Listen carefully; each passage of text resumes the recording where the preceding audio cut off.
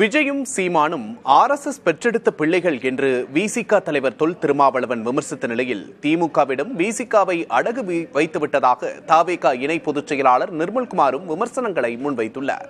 அவர்கள் இருவரும் பேசியதை வினை எதிர்வினை பகுதியில் காணலாம்.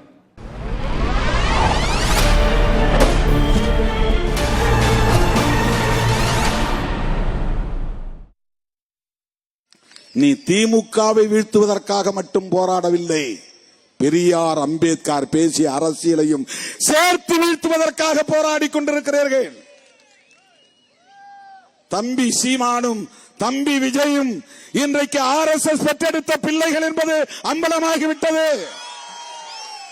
பாஜகவின் பிள்ளைகள் என்பது அம்பலமாகிவிட்டது. பிரபாகரன் பெயரை சொல்லி தமிழ்நாட்டு மக்களை ஏமாற்றி விடலாம் என்று கணக்கு போட வேண்டாம், சொல்ல கடமைப்பட்டிருக்கிறோம்.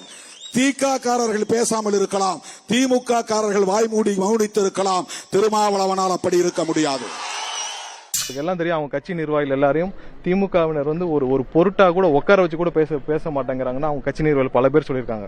இன்னைக்கு ஒரு அடிமைத்தனத்திலிருந்து மீட்பேன், ஒரு சுயமரியாதை கொண்டு வருவேன்னு சொல்லி ஒரு இயக்கத்தை ஆரம்பிச்சுட்டு இன்று அவருடைய கட்சியும் சேர்த்து அவரையும் சேர்த்து அவருடைய தொண்டர்களையும் திமுகவோட அடமானம் வைத்து விட்டார் எங்களுடைய குற்றச்சாட்டு. தயவு செஞ்சு அண்ணன் திருமாவளவன் என்ன நோக்கத்துக்கு ஒரு போராளியாக வந்தார், அவரை பார்த்து பல பேர் நாங்கள்லாம் வியந்தோம்.